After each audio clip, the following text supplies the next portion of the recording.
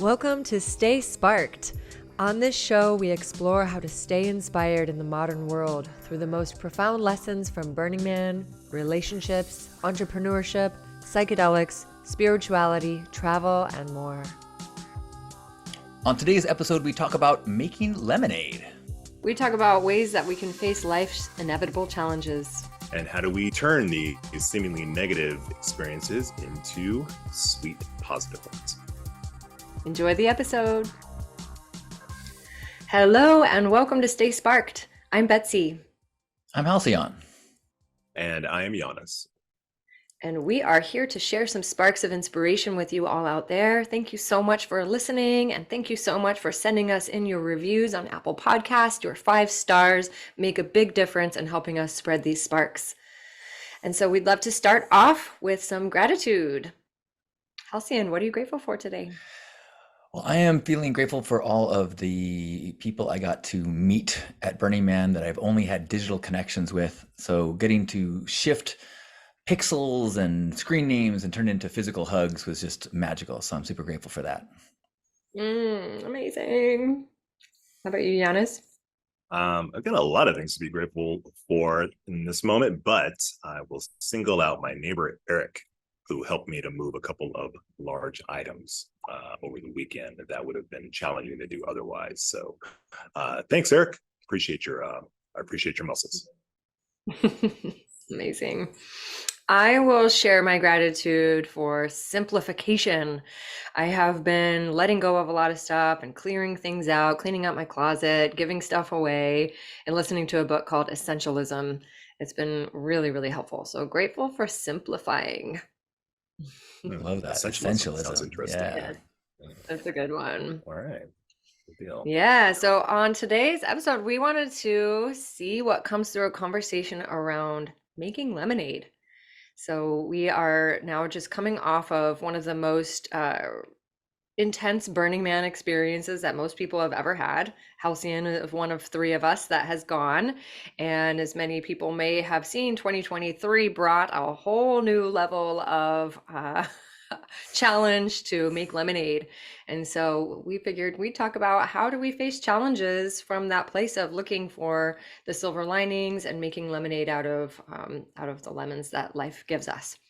So maybe if you want to start us off, Halcyon, because you were at the Muddy Man, the Yep. Raining Man experience, how was it for you to make lemonade out of a very potentially challenging situation? Well, it's interesting, as you were saying, like one of the more difficult but I think you kind of expect that at Burning Man. The whole point is that it's going to be something that's going to be difficult. It's going to be a challenge. And I think what made it so unusual this year is that the media really told the story of how it was this terrible situation. So there was this narrative of everyone was faced with this horrible circumstance. And so the fact that burners actually were able to have fun with it and able to roll with it, became this unusual thing. But what made it unusual this year was, this is my 25th year and I've never seen rain like this. And the rain creates a situation where the alkaline dust of the playa turns into this like very sticky, muddy clay that sticks to your feet. You can't drive a car, you can't drive your bike. Even boots will accumulate so much mud that it will pull your shoes and stick them in the mud. So there's all these crazy workarounds and people learn like, okay, if you put a plastic bag over your boot, then you can walk. And so it was a significant challenge this year to have to let go of the plans, which is one of the core lessons of Burning Man is surrender. You got to let go of the way you think it was supposed to go and try to find a way to enjoy the way it's happening. Lemonade.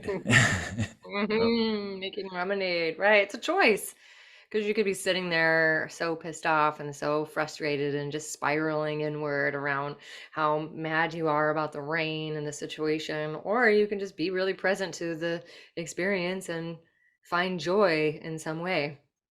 Yeah. As the saying goes, I think it's a Zen saying, maybe a Buddhist saying, but I think it might be Buddhism, but it says something along the lines of pain is inevitable, suffering is optional. And that's not easy to remember. a lot of times, but it's a good reminder, especially something like the Burning Man experience, and that's something that I think has taught all three of us at points when we've been there, is that we can be upset, annoyed, sad, whatever about whatever current challenges are facing us, but it's that denial of what is. Kind of, I'm not the biggest follower of Byron Katie. I'm somewhat familiar with him. I know, Halcyon, you're quite steeped in her wisdom, I would say. But something that I've taken away from her books and speeches and talks and such is that the pain that we're experiencing is just a being in denial of what is. It's being in denial of reality, wishing things were different than they are. And that's what makes, the suffering happening. And that's what brings the suffering around. So accepting what is the step one in turning lemons into lemonade. Okay. How are we gonna change the situation? It's like, okay, we have to accept the situation. Until we accept our current challenge as being existing and being real, we're stuck until we get, to that point of acceptance, so that we can move on and go to step two, which is fixing things. Yeah. See, Mm-hmm. I think it's one of those things that is so simple and not easy. I will admit that even after 25 years, I struggled, when the rain hit and I was stuck around camp and I couldn't go meet people and I couldn't see the things that I wanted to see. I really struggled with a feeling of like, this isn't what I wanted. This isn't what I wanted. And as you said, now I'm suffering because the reality is what it is. Like it's a type of insanity to say that the weather is bad. The weather just is, and then it's how you react to those things. And yet, even though I know these things intellectually, I was really having a hard time changing my narrative in my head to this is exactly the way it's supposed to be. Yes, it's a practice. It is such a practice to be able to catch ourselves when we go into the places of aversion, right? Which aversion is like really the leading into suffering, right? Here you were talking about Buddhism. It's like that is the teaching of the Buddha, right? Aversion and craving are the pathways to suffering. And so if we're pushing away an experience with our mind and feeling so frustrated that it's not a different way, then we do create that suffering. When we can get into a place of acceptance, then we can find a pathway to joy, right? Which it seems like from what I've seen a lot of people being posting about is, frolicking in the mud, finding their way to enjoying what came, even though, there's a lot of other elements that come along with it that you have to take care of and tend to and clean and pick up and all of the things, but it teaches you how to do life. That's why I love Burning Man, because it really is a training ground for how you are going to approach the challenges in life, because life, it is challenging. It is. Amen. It's always going to bring different things, to our experience that are not going to be the desired things, but how do we face these challenges, right? It's not all rainbows and unicorns, but there's also a lot of like mud and death and disease and, pain. And like you said, suffering is optional. How do we catch ourselves in the moment, right? When there's that moment where we can start to see like, oh wow, I'm actually really making this much harder than it really needs to be. And then shift into, okay, how can I make the most out of this situation right now? And for me, I think that question, checking in with myself, okay, how can I make the most out of this experience right now, is the pathway into the lemonade. Yeah, I think What that's can I do so with these? huge. That's so it's significant of what you said of like life is challenges. If you are in the headspace of any time an obstacle comes up, you're like, oh, this is in the way of my life. Oh, this is what's now I can't. You are going to be constantly in a state of something's going wrong, something's wrong, something's wrong, because life is obstacles, life is challenges.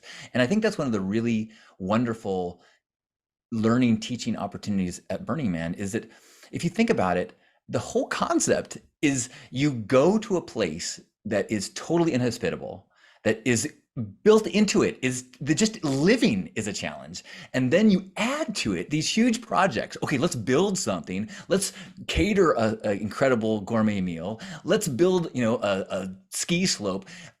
On top of it, you basically choose crazy obstacles because you acknowledge life is obstacles. So let's create and enjoy the process of taking on fun obstacles with people we like.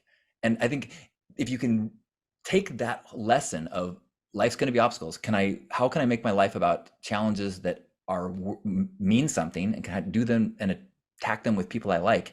You have a recipe for a really fantastic life.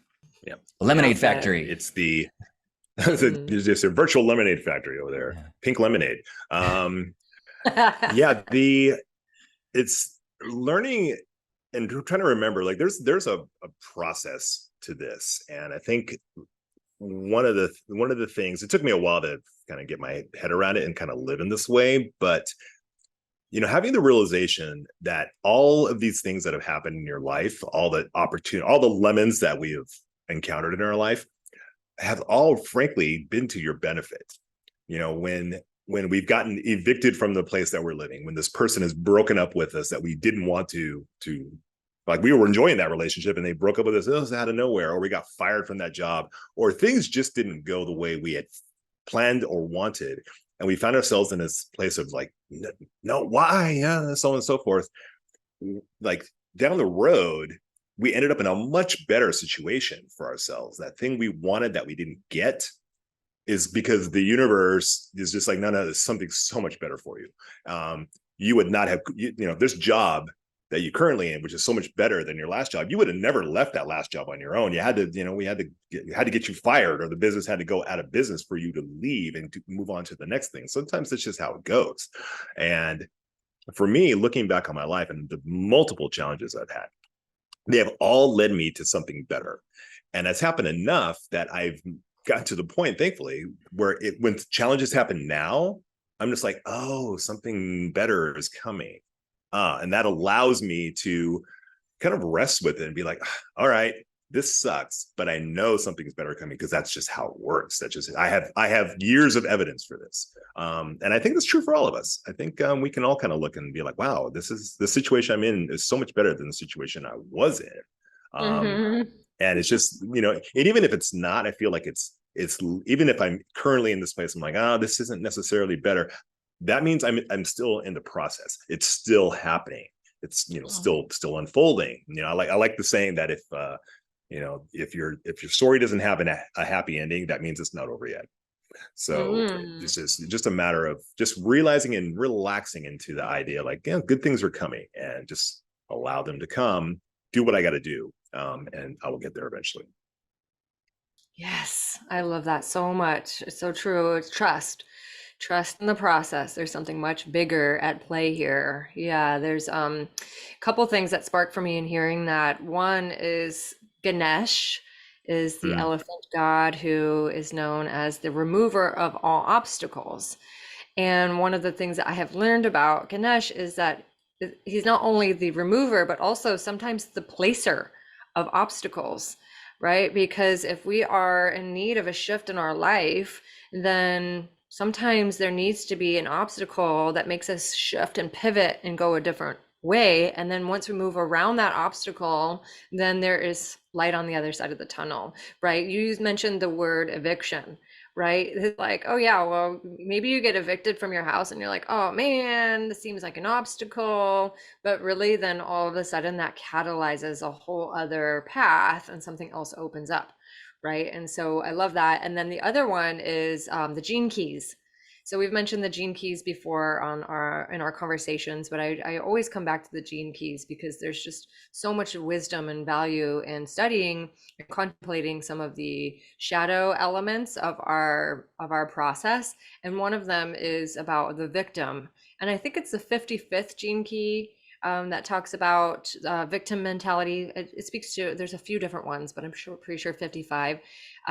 It's a choice, right? I got evicted. Oh no, like I'm a victim, poor me, or I got broken up with, poor me, poor me, poor me. That just makes us stuck, right? That makes the lemons just sour, sour, sour, sour, sour, sour. And we're just going to stay in the sour, and it makes it much more difficult to see that there's actually some sweetener right next to you. So those are some two places that I always come back to is the Gene Keys and Ganesh. The idea of of having the wisdom over time of recognizing that you don't always know things are, if it's good or bad for you. I think there's also the ability to be more open to possibilities. I saw this study that was looking at luck, and that luck is not something magical, but it's really being able to be more open-minded about what's possible. So people see opportunities. They did a study where they had people walk down the street with a flat tire, and they had actors walk up to them and say, like, ended up, if they would engage the stranger would invite them in and give them, all sorts of cool stuff. But you have to get out of your story that things are going wrong and start to notice what else is possible, before you can, change that narrative to victim to who knows what's next. Yeah, Hmm. that's well said, and kind of leads into an idea that I was sparked with by something Betsy said, and that we will definitely benefit from having a process when something, let's say, quote unquote, goes wrong, or something happens that's not to our liking. And this can be a short-term process, like in the moment, like like I got a flat tire, or I've got a leaky roof or whatever. It's like, okay, this sucks, but instead of wallowing in it, I actually need to fix this thing like right now. This thing needs to be improved. But and also whether it's long-term, I lost my job, or lose my house, whatever. It's important to have a process where we don't just immediately go into, okay, I need to like look at the bright side, I need to look at the lemons. Sometimes we need to feel that. Sometimes we just need to be like, all right, this sucks, and I'm gonna like let it suck. I'm gonna be in this place where this thing is happening, and do that up to the point where you start to wallow in it. And then it's just like, okay, now I'm just indulging in this sourness. I'm just like, I'm getting off on the sour taste in my mouth. And it's like, okay, before we get to that point, how this thing is like, oh, this, like, I got a flat tire. Oh, okay, I'm gonna be mad about this thing for 5 minutes. And then be mad. And then it's like, all right, I gotta like gotta get it done. Or I'm gonna be mad the entire time I'm fixing it, but I'm going to be fixing it as I'm mad about it. Fine. Long term, I think things are like shifting in a way that I don't want in life. Okay, I'm going to be really like upset about this for a day, or maybe even a week. If somebody breaks up with me, it's like, all right, I'm going to be like, I'm going to be sad. I'm going to grieve. I'm going to mourn, and then I'm going to get over it, because that's what humans do. And so it's important to have a process in place that you can kind of apply, and just let yourself be in it for a little while, whether that's a few minutes or a few days. It's totally fine. We don't have to be like our highest self all the time. That's not what we're here to do. Yeah, we're emotional beings. We gotta Yeah. let emotions flow. And sometimes those frustrating anger energies, those emotions can actually catalyze, right? And look at children. Children are so good at being able to move their emotions. They have tantrums and they scream for a few minutes, and then the next thing you know, they're happy again. Yeah. I think it's really valuable to remember to allow some of those emotions to come up. And like you said, Halcyon, on the playa, you were like, this is not how I wanted it, but then you found your way. And I want to speak to something that you said too, Halcyon, around luck. Someone shared a sentiment around that with me once that really stuck with me: is luck is a series of intelligent choices. Mm. And I just love that so much, because it's like every choice that we make, every single moment is a choice on how we are going to respond to life and how we are going to take action in our lives. And it really can support a more fortunate outcome, you know? And so I think that that's really important, to be able to keep facing all of these challenges from that perspective. How am I going to choose to focus on this? I'll give an example. So I was out in North Carolina with some friends, some new friends actually. There was probably like 8 people, and we went on this boat, and they all knew each other, and I was the newcomer. And I went on this boat with them, and we were going to go to this part of the lake, and it was this really beautiful day, and we were super excited to get to this part of the lake. We start cruising, and we're like, have the music on, it was super fun. All of a sudden, we hit something in the lake, and it was like a big jolt on the boat, and we had to stop. And apparently something underneath the boat like broke, that we were not going to be able to make it to anywhere. We had Mm. to stay right in the middle of the lake. And I didn't know these people so well, and I was like, oh gosh, how is this going to go down? How are we going to handle this? What's going to happen here? And I watch these people that are now very close friends just look on such a beautiful bright side. They're like, oh man, well, okay, the boat's broken, but you know what? I guess we're just gonna have to chill in the middle of the boat or in the middle of the lake. All right, who wants to go swimming? And next thing you know, everyone's just like just enjoying the day. And then they're like, we'll just wait for someone to tow us. It's fine. Then sure enough, someone comes up. It's like, hey, you guys need a tow? And it's like, yeah, we need a tow. Can you come back in 3 hours? And we really made lemonade out of a very challenging experience. And we ended up making friends with this guy who towed us, and it turned into a really beautiful memory, and it could have gone very south. There could have been a lot of freak out moments, a lot of frustration. The owner of the boat could have, been bitching the whole time, but everyone was like, let's just, be happy that we're not sinking. Right. Yeah. What we focus on expands. Yeah, indeed. It's yeah, and it's and like speaking of luck, like another definition I've heard of luck is like when experience and wisdom meets opportunity.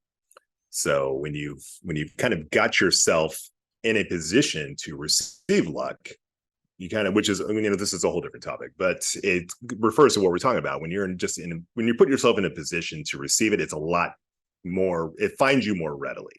And so, yeah, you become this this unstoppable force a little bit. There was some money seminar I was in back in the day, and the only good thing I feel like I got out of it was when he asked the crowd, he's like, okay, so if there's this thing that costs this much to do and you want to do it, what's stopping you from doing it? What would stop you from doing it? And so everybody had all sorts of lists. It was like, oh, time, money, this, that, and the other thing. And then ultimately it was a trick question. He's like, no. He's like, the correct answer is nothing. If there's an answer for this, that means that you are somebody who can't be stopped. You are a stoppable force. And this world is geared to stop you. If you allow it, if you become this, like, no, I'm going to do what I want to do. And I don't know how I'm going to do it or how it's going to happen, but it is going to happen. And I'm open to luck. I'm open to synchronicities. I'm open to serendipitous encounters that, allow me to make, no matter how many lemons you heap into my barrel, I'm going to make this lemon custard, lemonade. I'm going to make something good out of it. And I've had experience in my life. I've had evidence in my life. So many other people, both of you, I think, fall into this category. It's like you guys have gotten you got your share of lemons and you've crafted some really beautiful stuff with it. And because you become this, maybe not, you become this unstoppable kind of force. It's like, no, I'm here to here to live my life. I'm here to be happy. I'm here to do good things. I'm here to be of service. And I'm not attached to how that looks. And so there you get multiple opportunities to do so. And the occasional lemons that come your way is just, obstacles. Sometimes they're just speed bumps. Sometimes they're pebbles. It's just like, all right, whatever. I'm gonna keep moving. I'm gonna keep doing what I do. And there'll be some sad moments in my life, but overall, everything is awesome. So I think that's what I love about the lemonade metaphor is that, maybe this problem is the art materials that you need. Maybe this is the list for the recipe to turn you into a lemonade millionaire. Like trying to shift from an, oh no, this isn't the way I wanted things to happen, to where's the opportunity in this thing that's happening is really like the magic. And that's something that I saw so much at Burning Man this year. You'd walk around these muddy streets and people made sculptures out of mud. You're like, oh, well, yeah, totally. That makes sense. The ground just got turned into a building material, and people said, "Oh, I'm gonna use this and make, a lemonade stand out of this." Mm-hmm. What's so funny? It's like, I love lemons. It's so funny, the metaphor that we're using, like, I don't know where it came from. It's like, oh, lemons are bad, and so we got to make it sweet. But like, sour is actually pretty good. I drink lemons every morning, and so it's all perspective, right? The challenges of life is like, ooh, that's an experience, right? If you like imagine right now, just like sinking your teeth into a lemon, it's, ooh, It creates an experience. It makes your mouth water. It gives you a sort of stimulation of your body. It's when we resist it or when we think that we hate it, right? It's like, oh, gross. Then it just makes it unpleasant. But if you can just be the witness to this new sensation, then Mhm. everything can change. Okay, Yep. that is juicy in a literal way and in a Mm, idea way, because I think what you're talking about is the whole one of the challenges of the metaphor is that there's this assumption that the sweet is good and the sour is bad, and I think that the deep spiritual path is one in embracing the experience of being alive and human, and it is sourness, it is grief, it is struggle, and it is triumph and joy and bliss. And seeking just lemonade is also a recipe for a shallow life. So damn it, now we have to have a lemonade stand and a lemon biting sour station. yes. Yeah. Oh, Well, it's and it's, just to keep heaping like, metaphors on metaphors, but although now, metaphors, analogies, whatever, mixed metaphors is what we're doing here. But the idea that, smooth seas never made a skilled sailor. So it's like, this life is going to have its challenges, and it's not negative or positive. Life is neutral. Like the world, the universe sort of does not care. It's like, this is just a thing that happened. You can whatever meaning you want to attach to it. That's your choice. It's like, well, how could my father dying of a heart attack be positive? There's nothing positive about that. It's like, it's not, it's neutral. It's not bad or good, neutral. There's a way to look at this that is rich with gold. There are mm, some really fantastic things for there. And not to mhm. dismiss anybody's like sudden death in the family thing. I've been there. So it's so I understand how it can be challenging. That said, there's even looking back on it now, there was a lot of gold that was in there for me. That took me years to see it, but it was always there for me. Mhm. I remember my first kind of outside experience was running to a guy out in Ocean Beach whose grandmother raised him, and she was in Florida. He's in California. He got a note that she was hit in a crosswalk in a hit and run kind of thing. He had no family. He was a drug addict, this, and the other thing. Took the last bit of his money to go fly to his grandma's side, who she lived for 5 minutes after he got there, and then she died pretty much like right in front of him. But at least like he got to see her. I love you, this, that, blah, blah, and then she died. Oh, and he's at this absolute lowest, and he's got a drug problem. He ends up meeting one of the nurses who were taking care of him. Long story short, marriage, kids, cleaned up, this, that, and the other thing. And he's like, she absolutely saved this nurse saved my life. Ultimately, his grandmother saved his life. Mhm. And it's just a large kind of thing. He's like, I was devastated, but I very quickly saw like, wow, this like, and he was just able to see how all this massively negative thing totally turned his life around for the better, Mm. all this stuff. And he was like, I was not spiritual by any means, but that he's like, I couldn't help but see I was being guided and taken care of and supported by whatever you want to refer to the universe as. But it's all, it's all right there. So saying that, his grandma is dying in a hit and run accident is completely negative. Can't say that, because it like there's some good that came out of it, and he had to be open to it in order to get that. So yeah, so not every example has to be so extreme, but that gold is always there for us, and a bit we gotta have our eyes open. We gotta have the right perspective in order to see it. Hmm. Yeah. I'd love to offer a book recommendation based on that. You're sparking a book I read a few years ago that I want to read it again because it's so good. Um, it's called Three Simple Steps by Trevor Blake. He's a really I've heard of it. fascinating, yeah, fascinating human, and he had a very similar experience where he met the love of his life at the hospital as the nurse that was Mm. taking care of his mom. And he's got some really, really great content in that book and a lot of the teachings that he puts out online. So if you want to dive into that, it's a whole nother rabbit hole of seeing how things are working out for us. Mm. Hmm.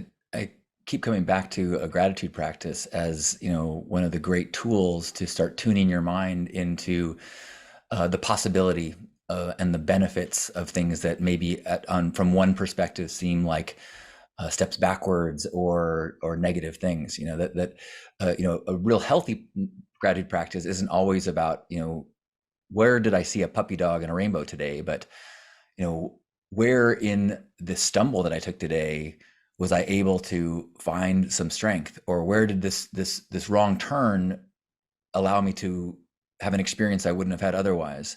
And when we keep practicing that, we start to notice and train our mind to be able to change the narrative.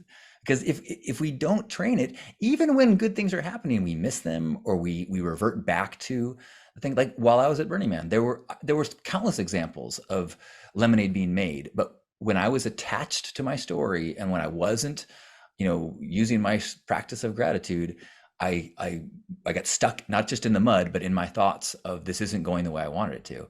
And the gratitude is continually, the key for me. Yes, absolutely. And you actually sparked something too, just around my contemplations of this over some time too, is when we get stuck in the mud, right? You get stuck in the like density of thoughts, or the poor me, the victim, the like, why isn't things going? We're kind of looking down, right? Our shoulders are rolled forward, we're looking down, we're inward, and we're not actually seeing what's right around us.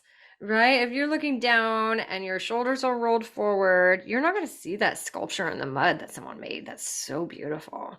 You're not going to be able to see that, the person that just crossed you on the street is, one of your idols, or, the doorway into this next offering beautiful thing in your life is right there for you. I had a friend that would get totally caught in his victim mentality so often, and he was missing so much beauty that was around him all the time. There's so many beautiful doorways opening for him, but he couldn't see them because he was so caught up in his like things are not working out in the way that I want them to. It's like, okay, if we can just use that gratitude, okay, I'm so grateful that I'm alive right now, then all of a sudden the shoulders start to come onto the back. We start to open up to see what is in front of us. We might even start to look up a little bit, and we can start to see that there's so much to be thankful for. And then that just perpetuates as a snowball effect. Yeah. Yeah. There's been times where I've kind of cheated, where I'm like, all right, there's something good here. I don't know what it is. I can't see it. I can't feel it, but I know it's there. So I'm just going to go ahead and be grateful for some amorphous thing that I don't even know what it is. And once I adopt that attitude, very quickly it reveals itself. It's like, oh, here's that thing that I'm grateful for. I was grateful before I even like knew of its existence. And again, I've had enough evidence of that in my life that just their perspective kind of shifts things and allows you to kind of see the things that are already there, like you're saying. That's it. Your I have to share an example. In 2001, my Burning Man camp was called Zara, and we were on the corner of 10 o'clock and 2. We were the big sound camp right in the corner. And it wasn't a muddy year, but it was an exceptionally windy year. And our camp got destroyed, like literally destroyed in the wind, just crumpled all the metal and so the day after the storm, I was sitting in the wreckage crying with some campmates. And these two young, beautiful burners came up dressed all fancily. And they're like, hey, where's Zara? Where's Zara? And I was like, this is Zara. And they looked at me kind of with a quizzical look and they go, okay. And they rode away. And I had this thought of like, where are you going? Like, why won't you stay and mourn with me? And I was like, oh, why am I sitting here in the wreckage when Burning Man is happening 20 feet away? So I got on my bike and looked for lemonade. Mm-hmm. Yeah. I just remembered one time I was at Burning Man, little tangent. I saw an art car that was shaped like a lemon. It was a one-person art car, giant lemon. And I ran up to it. It was so hot during the day. And I was like, oh my God, I love your giant lemon. He's like, do you want some lemonade? And he poured me some lemonade from his lemon art car, only at Burning Man. Yeah. So good. Well, I love this topic so much, and I've got lots of sparks flying, and hopefully you guys out there listening do too. And in tradition, love to start to wrap it up with some closing sparks. So what you guys got? Well, on the this one time at Burning Man tip was 1 year I was in a camp that had like a small art car that we were tooling around on, and over the course of just like a couple days, maybe like on Wednesday, Tuesday or Wednesday before, the art car broke down and my bike got stolen. So, and nobody really had a bike in the camp that I could use. So I'm just without any sort of wheels at all. And I'd been to Burning Man a few times by now. So I knew the routine. So it's like, all right, this kind of sucks, but I'm just going to go walk and see what happens. And with like a mere 2 camps away, like somebody like flagged me, hey, da da da da. It's like, are you in that camp down there? Yeah. It's like, oh, come in, you're a neighbor, and we're having a block party or whatever. It's like, oh, so this camp that I had just always flown right by on my bike or my art car that I had no time to, because all the good stuff is like out there, and it was like no, and so I ended up like just walking across the street and had a fantastic time for hours there. It was just like, oh, I would never have ended up there had these two bad things, not taken place. So it's just, yeah, it's pretty simple actually. And but like you guys have both intimated, it's a practice, and like anything else, the practice makes perfect. Practice gets you there. So just starting the process of like squeezing these lemons, you'll start to see lemonade everywhere. I want to Nice. close with so I mentioned that I was struggling to make lemonade on Playa this year at times, but I've been looking at the experience with some distance and with some time, and realizing that there's different ways to look at the narrative and look at the experience of making lemonade. I chose this year to have a different kind of burn, where I was not using the intoxicants that had gone from tools to crutches for me. And so there was a period on Playa, when the weather was bad, when I knew exactly how in the years past I would have made lemonade. I would have gotten intoxicated and just been high, and so it was in the moment lack of my ability to make lemonade that was causing my suffering and my struggling. But if I look back at this week and I look at the choices I made, I can look at, I forego lemonade in the moment, but now I have this much deeper pool of not just lemonade, the sweet and the sour. And that's by choice. I am able to embrace the lemons in my life in a much broader, deeper way. And so I think that is my closing joyful satisfaction. And thank you, Burning Man, for knocking me down and giving me the lessons I needed this year. Mm-hmm. As it does. Love that.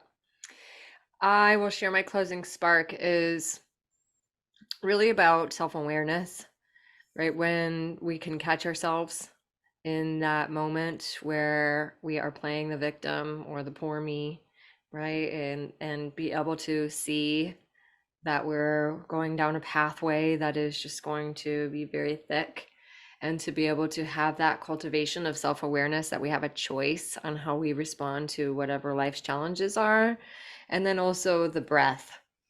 The breath is such a beautiful gift. It's like, yes, we're breathing right now, we're breathing all the time, but when we breathe with intention or breathe with mindfulness, it can just bring so much more clarity, right? The breath can help to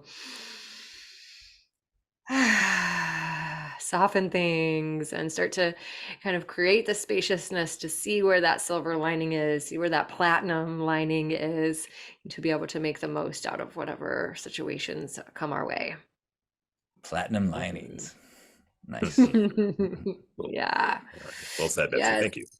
Awesome. Yes. Well, thank you guys for listening. Thank you guys for having this conversation, and love to close it out with, if anyone out there would like to know more about our work, we'll give you a little insight on how to find us. So I'll just start by sharing that you can check out my website, poweraffirmation.com, also finklehoo.com, my last name, and you can learn more about my work in the world, which is doing healing work, body work, energy work, sound healing. I do personalized retreats and empowerment work, helping with mindset and really teaching life skills for sustainable happiness. You can also find a lot of my affirmations on Insight Timer. Fantastic. Well, you can find me at johnstin.com, JOHNSTYN. It has links to my daily gratitude circles and morning broadcasts and my YouTube channel, where depending on when you are listening to this, you can check out my recent music video with a song I wrote about Burning Man. Or if you listen to it later, you can probably next year's Burning Man, or who knows, but there's tons of stuff that I would love to share with you at the Hug Nation YouTube channel as well. Nice. That sounds great. Looking forward to seeing that video. And my current offering to the world is a nutritional supplement company called NuWorld Nutritionals, spelled NuWorld Nutritionals.com. You can find us online, and our main product is a microdose product that is geared for improving all sorts of symptoms of things like dementia, Parkinson's disease, anything neurological. It really helps with that. And also helps with just basic focus, learning, memory, retention, elevates your mood. It makes it easier for a positive mental outlook. My partner calls it a spa day for your brain. And a lot of good people are getting a lot of good results with it. So I'm happy to be offering this to the world. You can find us at nuworldnutritionals.com. You can use the code SPARKED for 10% off of all of our products. Awesome. Awesome. Mm. Betsy, any chance before we go you would leave us with an affirmation? Of course, per Stay Spark tradition, closing us out with an affirmation based on our conversation today around making lemonade, making the most out of every situation. We can close our eyes if that feels good to you, maybe even placing a hand on the body, taking a nice deep breath. Life has so many wonderful opportunities to grow and evolve. Life is always presenting me with opportunities to make the most out of whatever situation comes my way. I'm really good at making lemonade. I am really good at making lemonade. I am really good at making lemonade. I make the most out of every situation. I make the most out of every situation. I've got this. I've got this. I've got this. I've got this. I've got this. I'm so grateful. I'm so grateful for life. Thank you, life. Thank you, life. Thank you, life. Yes, yes, yes. Evoking that emotion. Thank you guys for listening. Thank you for sharing your sparks with us. So grateful. Well, stay a spark, people.